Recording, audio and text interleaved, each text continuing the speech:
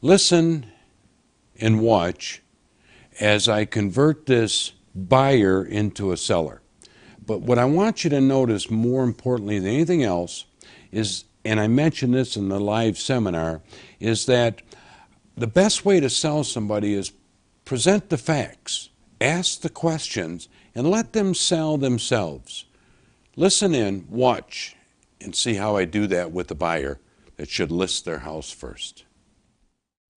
Well, I appreciate you answering all those questions, and I just want to kind of recap in my mind to make sure I understand your situation. First of all, we pretty much agreed that the type of home you're looking for is a standard home. In other words, given enough time, we won't have any problem finding you a 4-bedroom, 2.5-bath, basement garage. Can we agree to that? Okay. And then secondly, if I understand you right, the major reason you wanted to find a house before you list yours is you were a little bit concerned that if you sold yours, you'd run out of time. Is that what your concern was, and maybe you have to end up buying the wrong house? Okay. And then I think finally, if I understand you right, if there was a way that you could save quite a few thousands of dollars in making this transition, that would be extremely helpful. You need all the money out of this that you can get. Is that what I'm understanding? All right. Wonderful. See, I'm a little surprised. I understand what you're trying to do. I'm just a little surprised you're going about it in reverse. That's all. Because I think you're losing a small fortune doing it that way. Let me illustrate what I mean by that. Let's play real estate. Let's pretend that we meet early Sunday morning, and we go looking for a house. And we know you're looking in the neighborhood of about $300,000. And let's pretend we spend all day looking at homes, and by late afternoon, all of us, the three of us, walk into a home. It's got everything you want.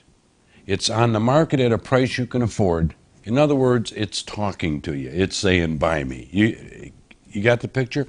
If that were the case, you'd probably want to buy this house. Am I right or wrong? Right.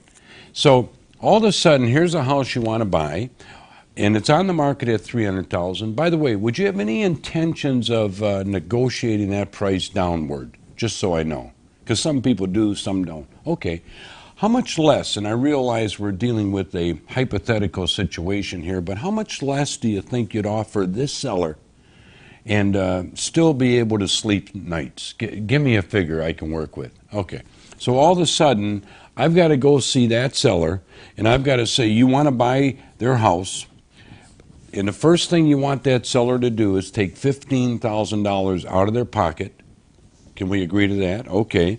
And the second thing we're going to ask that seller to do is to risk selling their house, because now you need 3 or 4 months to get a buyer and close on this one. That would be our jobs. Yeah. All of a sudden, those are my 2 jobs. I've got to say, Mr. Seller, the buyers want to buy your house. They want you to take $15,000 out of your pocket. They want you to risk selling your house because they need 3 or 4 months to sell theirs.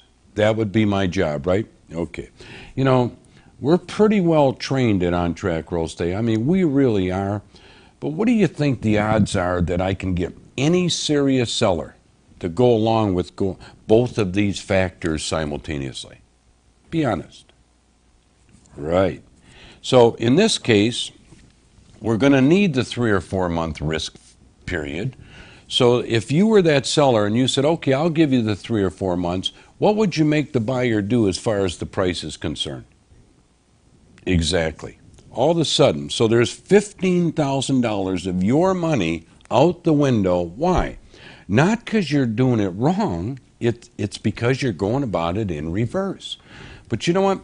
That's not the worst part. Let me show you the worst part. Here's your house. I'm going to look around in a couple minutes, but we agree your home is worth in the neighborhood of about $200,000. But all of a sudden, we became a have-to seller. In record time, we've got to put this on the market, put up a sign, we've got to attract prospective buyers, show the home, negotiate a sale, get a mortgage loan. I mean, we have to do all of that in record time to get this home sold so you don't lose the new one. Now, what is the only, here, I'll ask it this way. You're in the automobile business. If you've got a car you have to sell quick, what do you do with the price? Exactly. If we have a house we have to sell quick, what do we have to do with the price? Exactly. How much less do you think we'd have to give up on this end to make sure that we're not going to lose the new house? Give me a figure. Well, I don't think it has to be 20,000, but say it's even 10.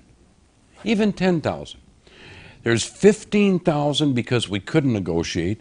There's 10,000 because we put our backs against the wall. That's $25,000 of your money out the window because you're going about in reverse. Let me ask you, if I could show you how I could save you this $25,000 by doing two things. Number one, getting you maximum market value for this home.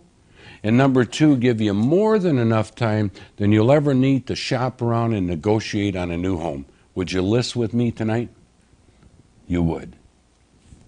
Well, why don't you show me around and let's see what we can do about this.